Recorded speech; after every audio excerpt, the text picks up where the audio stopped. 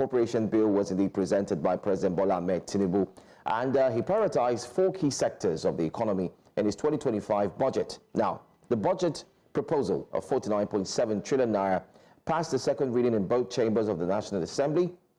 I mean, this is after it was presented by the president in the joint session of the parliament with lawmakers on Wednesday. The budget, which has been themed as a restoration budget, poised to secure peace and rebuild prosperity, has 4.91 trillion allocated to the defense and security sector, 4.06 trillion naira allocated to infrastructure, 3.52 trillion and 2.48 trillion naira allocated to education and health sectors, respectively. The government's proposed 49.7 trillion naira budget has a projected deficit of 13.39 trillion to be financed through borrowing. Joining us to discuss the proposed budget is the Executive Director of Paradigm Leadership Support Initiative, Olusegun Elemo. Good morning. Thank you for joining us. Good morning. Thank you for having me. I'm happy to join. All right, let's get your general sense of the budget. Will you say that you're pleased? Do you agree that the budget has been rightfully coined or termed the budget of restoration, or do you think that it's an overambitious one? Well, in terms of the nomenclature, the christening of the budget, that has very little to do in reality in terms of performance. But talking about the fundamental parameters by which the budget was structured, I think there were components of the budget there are components of the budget that are overly ambitious. There are other components that appear feasible, and I will give you, those numbers. I think the president projecting that we will pump 2.06 million barrel per day of crude oil appears a little bit feasible, considering where we're coming from. We were coming from at the point when he took over the office, we were around 1.3, 1.4 million barrels per day. Now we're hovering around 1.7. And it appears that the president has some goodwill in the oil-producing communities, particularly in the Niger Delta. So with that, and with the clampdown of the military on saboteurs and those who are tapping the pipelines, I think we may maybe not get to 2.06 in precision, but maybe something near that, maybe around 1.8, 1.9 million barrel per day. So that gives us some headroom in terms of foreign exchange inflows into the Federation's account. And then again, when you look at the exchange rate, the president projected that the exchange rate will now moderate around 1,500 naira to the dollar. I think that is also appears feasible, considering that there's some stability in the FX market currently. After the floating of the naira and some of the initiatives of the central bank, ensuring that the verification of the exchange rate has now been digitized, such that planning can be easy for both those who are trading and all of that. So I think that that also appears a little bit feasible, maybe not in precision again, 1,500, but we can moderate around 1,550, and maybe a little bit to the extreme, 1,600. So that's also taken. What I think that the president is overly ambitious about is the issue of the inflation. I think the president projecting that the inflation will slow down to 15% is overly ambitious and at best a theoretical submission. I think in practical, you might not likely have inflation slow down to as low as 15%, considering that we are now at 34%. Well, if we have considerable local production in terms of, for instance, we're limiting our import, of course, maybe closing it down completely, import of refined petroleum products, and now exporting. If we're able to sustain that and grow the momentum, I think we're able to then stabilize, our FX inflow that will limit the pressure on the naira and by extension slow down inflation. But at the end of the day, what I foresee is that even if we don't achieve 15%, which I don't think we'll be able to achieve, we may hover around maybe 20-25%. But if that happens, it will be a good deal for Nigerians. Okay, this budget, a lot of economists, and I'm sure yourself, have started to pick holes in this budget, especially for 2025.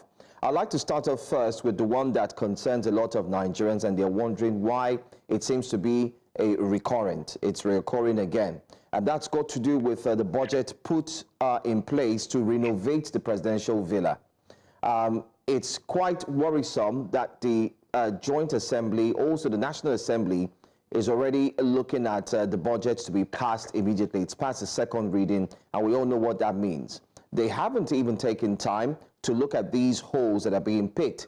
Over 5.4 billion naira set aside to renovate the presidential villa. Don't forget, the president also had set aside some funds earlier on to equally renovate the same presidential villa. During Buhari's time, we also saw about 11 billion naira as well set aside to renovate the presidential villa. What do you have to say as experts? Why is this reoccurring all the time in the budget? Is this some form, is it a constant K, like we all learned in school back then? Or there's something really wrong? And why isn't the National Assembly checking these things? Well, what I would say is, you see, sometimes I think it's just best to look at these issues, objectively, and avoid some speculation. The reason I'm saying that is because renovation it's not a specific term. They are generic. It's a generic term. So when you say renovation, what exactly are you renovating? So I think we need to look into that detail of what exactly, and I'm sure maybe by the time the procurement exercise is now set in motion, we will be able to see exactly what is being renovated. If what is being renovated is as exactly what was renovated, the last time or during the former president's tenure, then I think we can then raise very strong, criticism around it. But if, like I said, renovation is a generic term, if what is now being renovated is different from what was done the last time, then maybe we can excuse it and say, okay, maybe there are additional needs in terms of where the president is. But I think over and above all, what I would like to stay on is those funds that have been allocated to critical socioeconomic sectors that will impact on the lives of Nigerians. And you also have mentioned, more than 4 trillion allocated to security, and then 3.5 trillion allocated to healthcare, to healthcare now, right?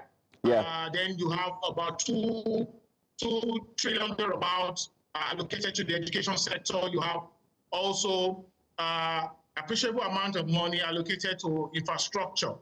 So that shows the thinking of government, where he wants to go. For me, is that the performance of the budget is very crucial. And I've said it, in several forums, that the way the government interprets performance of the budget is not, does not sit well with me as a citizen, and I know that with many other citizens as well, because the way the government interprets performance is through the lens of fund releases, and I certainly don't agree with that, and I've disagreed with that for several years. When the president comes to present the budget for the succeeding year, and then now, speaking to the current fiscal year, I think the performance should be in terms of the deliveries, direct deliveries that affect the lives of Nigerians. And I'll give you an example. For instance, look at how much has been allocated to security over the last 5, 7, 10 years. Are we going to really sit back, and pat ourselves on the back and say we have done very well in terms of security, in terms of securing, the territory of this country to enable citizens to move freely? Meanwhile, the Constitution says that security, shall be the primary responsibility of government. And there is nothing, there is no development, because you cannot build something on nothing. So you cannot even talk about socioeconomic development without security, or improving the welfare of Nigerians without security. Can you travel 6 hours, 10 hours, straight in the northwestern part of this country, or the northeastern part of this country?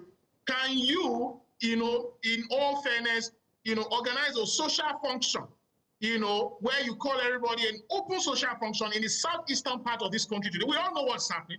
Many people even want to, organize social function in the southeastern part of the country, don't even go home. They stay somewhere, far away from there. So, and that speaks to the security of the country. And I think it's something that we should look, very keenly on and deal with it decisively.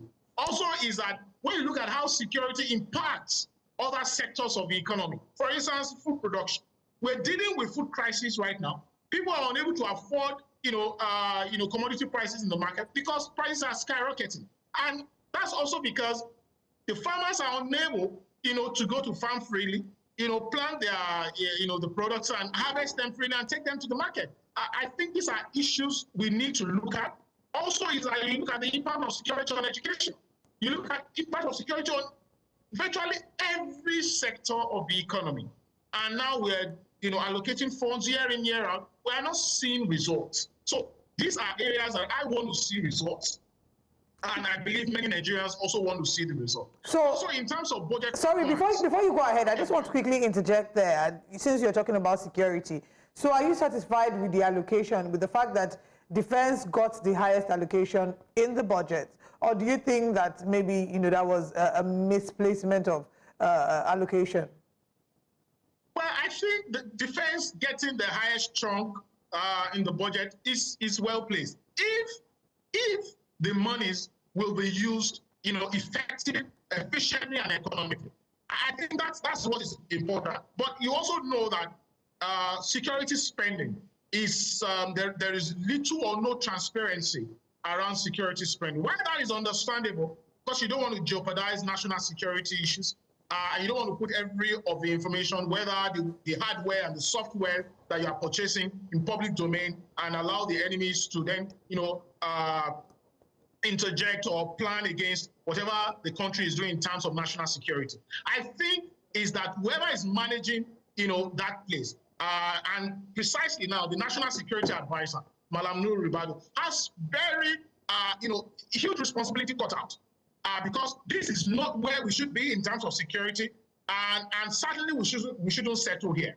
We should deal with this issue. Yes, we know that we don't have Boko Haram flags flying in any territory in the country again, but then they've metamorphosed into other kinds of insecurity groups. And we need to deal with it. For instance, look at what's happening in Sokoto State. Look at what's happening in Zamfara State. Last time I was in Katsina, I think about 2 or 3 weeks ago, just right there, we couldn't even travel freely in this western part of the country. And just 2 or 3 days after I left Katsina, I got information about a bridge that was bombed in that state. That's not the kind of thing we want to see, because it's going to further impact on other sectors, that affect, the lives of the citizens. And what I was trying to say before you butted in there is that the issue of budget performance should actually be through the lens of audit findings. Yes, that's what it should be, not in terms of funds that have been released to ministries, departments, and agencies. You can release funds and those funds are not performing. And I'll give you an example. For instance, the report of the Auditor General for 2021 And by the way, the latest report we have of the Auditor General is that of 2021. And 2022, 2023 is still outstanding. In any case, the 2021 report also took more than 30 months after the financial year ended. And that's sad. And those are issues that we need to deal with. That we are talking about the report of the Auditor General for 2021 in December 2024 is something that I think should worry the president. But to the context of my conversation is that report actually highlighted about 3.5 trillion naira that is not accounted for. That's equivalent to what's allocated to healthcare in 2025. You can imagine. That's also almost equivalent to the budget of 4 to 5 states combined. And 3.5 trillion not accounted for. And when you look into the details of that report, you then see 2.9 trillion not accounted for by just 8 ministries, departments, and agencies in terms of payments, due to the government and the taxes that ought to have been collected. And now we're talking about tax reform. So all of this, we are not showing that we are responsible physically in terms of our public finance management. And we need to deal with it. If we're going to, let's even assume that we're going to collect more money from those who have and collect less from those who have not. Whatever it is, we need to show responsibility in how we manage public finance. And that needs to reflect how the 2025 budget will be executed. Well, I think there are lots of conversations around this appropriation bill, the 2025 budget, and I'm sure that in days to come we would continue to x-ray it. But the key indicator here and the bottom line, like they would say, is the implementation, and that's exactly what you have highlighted and some other economists and also Nigerians who are worried about implementation. We've seen huge sum, we've seen numbers on paper, but it does not translate to reality. So everybody keeps wondering, why are they putting so much numbers on paper and money is being disbursed, yet nothing happens? I want to say thank you so much, Olusegun Elemo, for joining us, and we look forward to have you again. Hopefully, we would unearth more angles to this appropriation bill, and then we'll discuss further. Thank you for your time on a Friday. Thank you for having me.